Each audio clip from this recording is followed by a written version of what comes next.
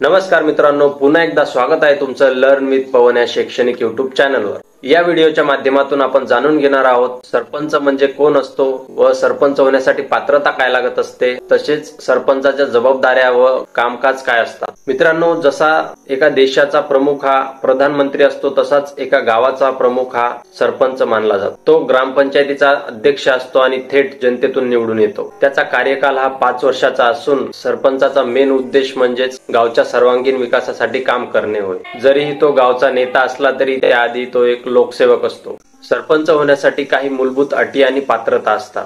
व्यक्तीचं वय किमान 21 वर्ष पूर्ण असावं, निवडणूक आयोगाच्या नियमानुसार पात्र असावा, गावातील मतदार यादीत त्याचं नाव असावं, व्यक्तीचं बॅकग्राऊंड हे गुन्हेगारीतलं नसावं किंवा त्या व्यक्तीवर कोणती केस नसावी। पण काही राज्यांमध्ये फक्त शैक्षणिक अट हे लागू असते। मग एक सरपंच म्हणून निवडून आल्यानंतर त्याच्या जबाबदाऱ्या काय असतात? सरपंचाच्या जबाबदाऱ्या म्हणजे फक्त आदेश देणे नसून गावातील सर्व कामांची जबाबदारी घेणे आहे। जसं की दर महिन्याला गावकऱ्यांना एकत्र बोलवून त्यांच्या अडचणी ऐकणे, विकास कामे सुरू करणे, जसे की रस्ते, नळ योजना, गटार, वीज आणि अंगणवाडी, शाळा अशा सुविधा उपलब्ध करून देणे। त्यानंतर कोणतीही योजना गरजूंपर्यंत पोहोचविणे, उदाहरण प्रधानमंत्री आवास योजना, पेन्शन योजना आणि स्वच्छ भारत अभियान याचा गावकऱ्यांना लाभ मिळवून देणे। त्यानंतर गावात शांतता आणि सुव्यवस्था राखणे, उदाहरण गावात कोणताही वाद होऊ नये म्हणून मध्यस्थी राहणे व दोघांच्या समस्या ऐकून त्यावर निवारण करणे। त्यानंतर सामाजिक एकतेस प्रोत्साहन देणे,